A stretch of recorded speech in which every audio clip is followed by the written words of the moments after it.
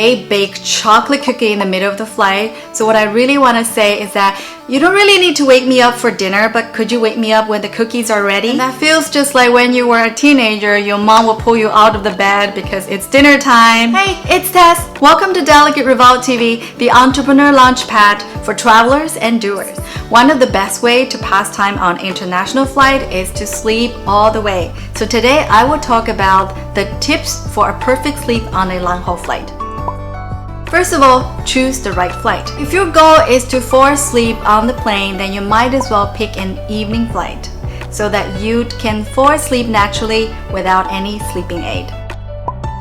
Choose the right seat.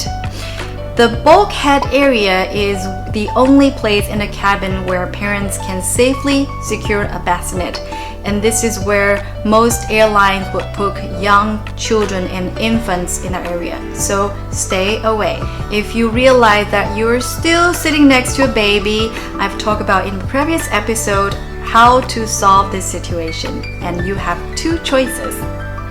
Number 3, pick a window side seat so that you can lean against the wall and don't have to worry about getting up when your neighbor needs to go to the bathroom.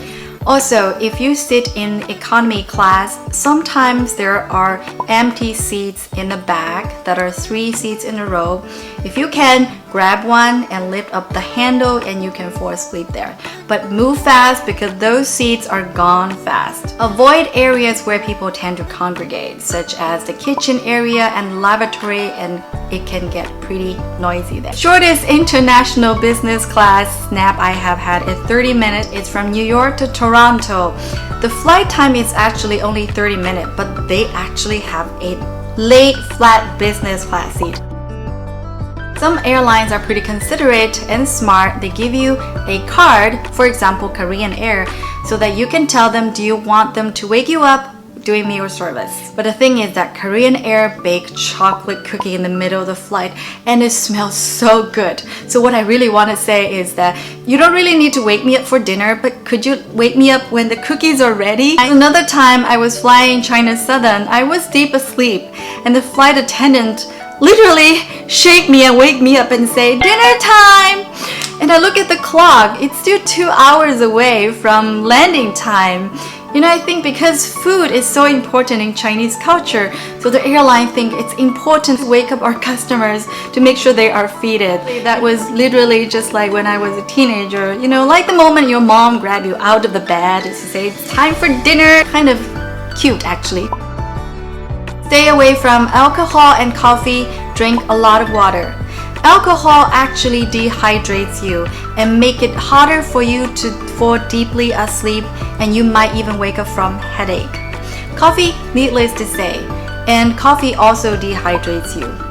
Drink a lot of water because it can prevent you from getting a headache from dehydration during your jet lag.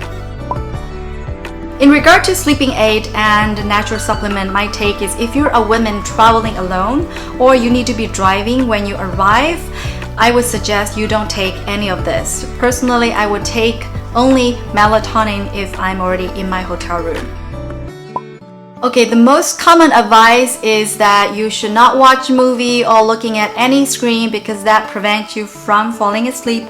Personally, I can easily fall asleep after watching a movie on the plane, and plus if I'm not allowed to watch a movie to pass time, how do I survive that long haul flight? But I do always bring a very good eye mask whenever I need to be on the plane or in a hotel.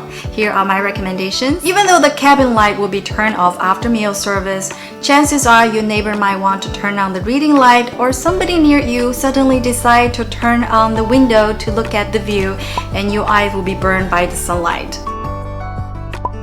It's important to wear layers. After meal service, somehow the temperature either gets super hot or super cold, or cold and hot.